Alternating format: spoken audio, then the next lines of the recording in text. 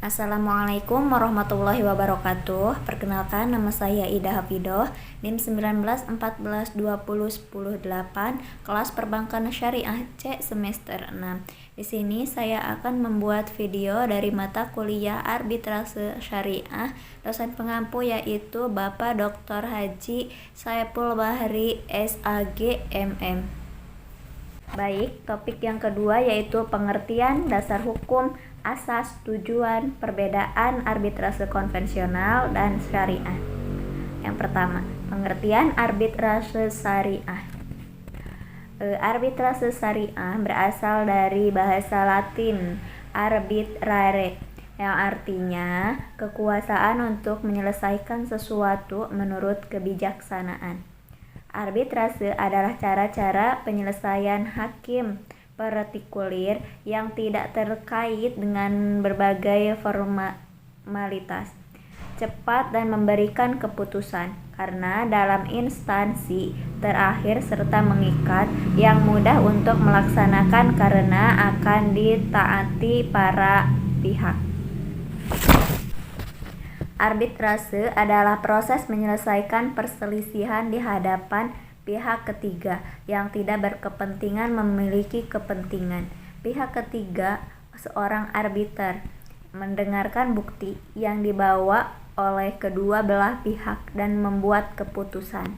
Dasar hukum yang dipergunakan dalam menyelesaikan sengketa melalui arbitrase, baik dalam kerangka arbitrase nasional maupun arbitrase internasional, yaitu yang pertama, Undang-Undang Nomor 30 Tahun 1999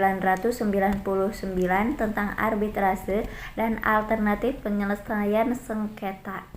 Yang kedua, Undang-Undang Nomor 5 Tahun 1968 tentang persetujuan atas Konvensi tentang penyelesaian perselisihan antar negara dan warga negara asing mengenai penanaman modal. Yang ketiga yaitu Peraturan Mahkamah Agung Nomor 1 Tahun 1990 tentang tata cara pelaksanaan putusan arbitrase asing Uncitral Arbitration Rules. Yang keempat yaitu Keputusan Presiden Nomor 34 Tahun 1981 tentang pengesahan Convention on the Regulation and Information for Arbitral Award. Yang kedua atau yang B, asas dan tujuan arbitrase. Asas arbitrase.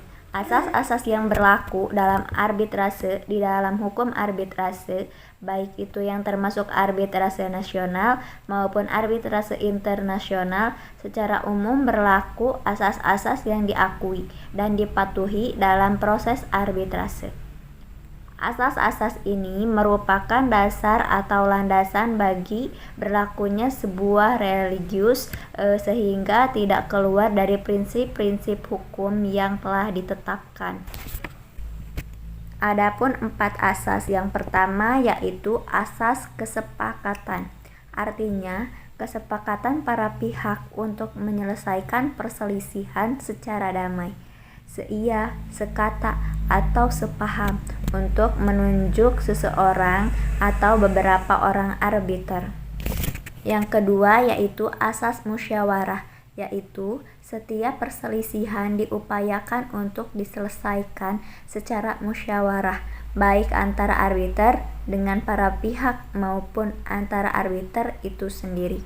Yang ketiga yaitu asas limitatif, yaitu adanya pembatasan dalam penyelesaian perselisihan melalui arbitrase, terbatas pada perselisihan-perselisihan di bidang perdagangan atau bisnis dan industri dan atau hak-hak pribadi yang dapat dikuasai sepenuhnya oleh para pihak. Yang keempat yaitu asas final dan binding. Asas final dan binding yaitu suatu putusan arbitrase bersifat putusan akhir dan langsung mengikat para pihak. Putusan arbitrase tidak dapat dilanjutkan dengan upaya hukum lain seperti banding atau kasasi. Asas ini pada pada prinsipnya memang sudah disepakati oleh para pihak dalam klausula atau perjanjian arbitrase mereka. Tujuan arbitrase syariah yaitu tujuan dari arbitrase ini untuk menyediakan sarana penyelesaian sengketa alternatif di luar pengadilan. Selanjutnya, perbedaan arbitrase konvensional dan arbitrase syariah.